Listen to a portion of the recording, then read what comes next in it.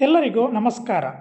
ಈ ದಿನ ನಾವು ಸ್ಯಾಟ್ಸ್‌ನಲ್ಲಿ ಯೂನಿಟ್ ಟೆಸ್ಟ್‌ಗಳ ಅಂಕಗಳನ್ನು ಹೇಗೆ ನಮೂದಿಸೋದು ಮತ್ತು ಲೆಸನ್ ಬೇಸ್ಡ್ ಅಸೆಸ್ಮೆಂಟನ್ನು ನಾವು ಸ್ಯಾಟ್ಸ್‌ನಲ್ಲಿ ನಮೂದಿಸಬೇಕಾದ್ರೆ ಟೀಚರ್ ಹೇಗೆ ಲಾಗಿನ್ ಆಗೋದು, ಅದೇ ರೀತಿ ಗೆಸ್ಟ್ ಟೀಚರು ಸಹ ಹೇಗೆ ನಾವು ಲಾಗಿನ್ ಆಗಿಬಿಟ್ಟು ಅಂಕಗಳನ್ನು ನಮೂದಿಸ್ಬೋದು ಎಂಬುದನ್ನು ತಿಳಿದುಕೊಳ್ಳೋಣ.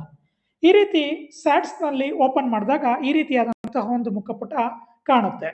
ನಾವು ಯೂಸರ್ ನೇಮ್ ಅಂತ ಇರೋ ಒಂದು ಜಾಗದಲ್ಲಿ ನಾವು ನಮ್ಮ KJD ಸಂಖ್ಯೆಯನ್ನು ಎಂಟರ್ ಮಾಡಬೇಕಾಗತ್ತೆ. ಮಾಡಿ ಆದಮೇಲೆ ಸೆಂಡ್ OTPಯನ್ನು ಕ್ಲಿಕ್ ಮಾಡಬೇಕಾಗತ್ತೆ. OTP EDSನಲ್ಲಿ ಲಿಂಕ್ ಆಗಿರ್ತಕ್ಕಂಥ ನಿಮ್ಮ ಒಂದು ಮೊಬೈಲ್ಗೆ OTP ಹೋಗುತ್ತೆ. ಆ OTPಯನ್ನು ನೀವೇನು ಮಾಡಬೇಕಾಗತ್ತೆ, ಎಂಟರ್ ಮಾಡಬೇಕಾಗತ್ತೆ.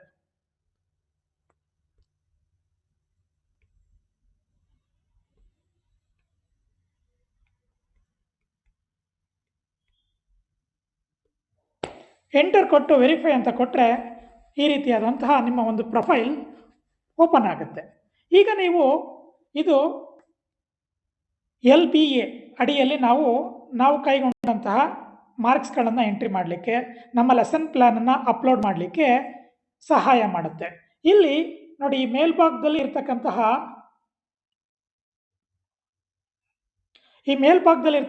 3 ಗೆರೆಗಳಿದೆಯಲ್ಲ, ಅದನ್ನು ನಾವು ಕ್ಲಿಕ್ ಮಾಡಿದಾಗ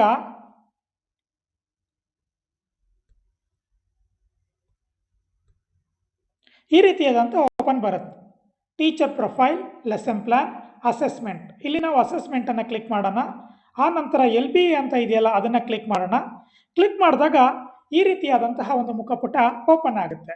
ನಾವು ಮೊದಲು ಮೀಡಿಯಮನ್ನು ಸೆಲೆಕ್ಟ್ ಮಾಡ್ಕೋಬೇಕಾಗುತ್ತೆ.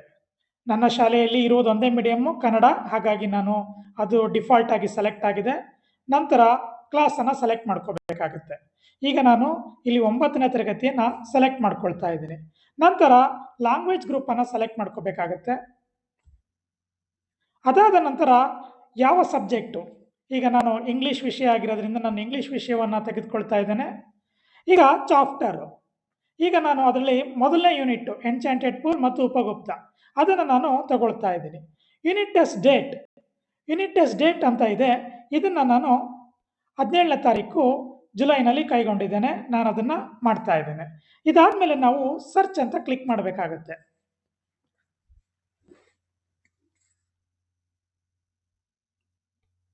ಸರ್ಚ್ ಅಂತ ಕ್ಲಿಕ್ ಮಾಡಿ ಆದಮೇಲೆ ನೋಡಿ, ಈ ರೀತಿಯಾದಂತಹ ಮುಖಪುಟ ತೆರೆದುಕೊಳ್ಳುತ್ತೆ.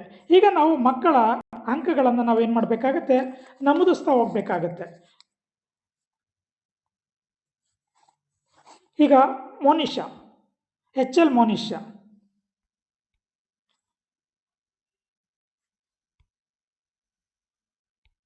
$17 ಅಂಕ.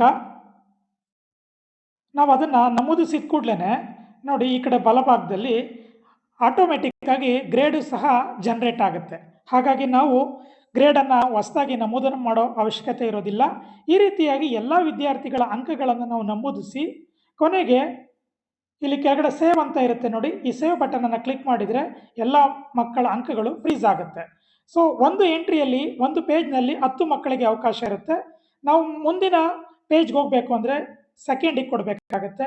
ಇನ್ನೂ ಮಕ್ಕಳ ಮುಂದೆ ಇದ್ದರೆ ಹಾಗೆ ನಾವು ಮುಂದಕ್ಕೆ ಹೋಗಬೇಕಾಗತ್ತೆ. ಸೊ ಈ ರೀತಿ ಮಾಡಾದ್ಮೇಲೆ ನಾವು ಸೇವನ್ನು ಕೊಟ್ಟರೆ ಅದು ನಾವು ಕೊಟ್ಟಂಥ ಅಂಕಗಳು ನಮೂದಾಗುತ್ತೆ. ಸೊ ಇದೇ ರೀತಿಯಲ್ಲಿ ಒಂದು ವೇಳೆ ನಮ್ಮ ಶಾಲೆಯಲ್ಲಿ ಗೆಸ್ಟ್ ಟೀಚರ್ ಇರ್ತಾರೆ ಅಂತ ಅಂದ್ಕೊಳ್ಳಿ. ಆಗ ಗೆಸ್ಟ್ ಟೀಚರ್ಗೆ KJD ನಂಬರ್ ಇರಲ್ಲ. ಆಗ ನಾವು ಇದೇ ಲಾಗಿನ್ನಲ್ಲಿ ನಾವು ಅವ್ರಿಗೆ ಮಾರ್ಕ್ಸನ್ನು ಎಂಟ್ರಿ ಮಾಡ್ಬೋದು. ನಾವು ಆವಾಗ ಏನು ಮಾಡಬೇಕಾಗತ್ತೆ, ಸಬ್ಜೆಕ್ಟನ್ನು ನೋಡಿ, ಈಗ ರೀಸೆಟ್ ಕೊಡ್ತಾ ಇದ್ದೀನಿ.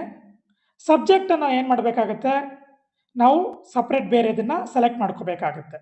ಅಥವಾ ಆ ಶಾಲೆಯಲ್ಲಿ HM ಇದ್ದರೆ HM KJDನಲ್ಲಿ ನಾವು ಲಾಗಿನ್ ಆಗಿಬಿಟ್ಟು ಆ ಗೆಸ್ಟ್ ಟೀಚರ್ ಅಂಕಗಳನ್ನು ನಾವು ನಮೂದಿಸಬೇಕಾಗತ್ತೆ. ಸೊ ಈ ರೀತಿಯಲ್ಲಿ ನಾವು ಅಂಕಗಳನ್ನು ನಾವು ಸ್ಯಾಟ್ಸ್ನಲ್ಲಿ ನಮೂದಿಸಬಹುದಾಗಿದೆ. ಇದರ ಸದುಪಯೋಗವನ್ನು ತಾವೆಲ್ಲರೂ ಪಡ್ಕೋಬೇಕಾಗಿ ಕೇಳ್ಕೊಳ್ತೇನೆ. ಧನ್ಯವಾದಗಳು.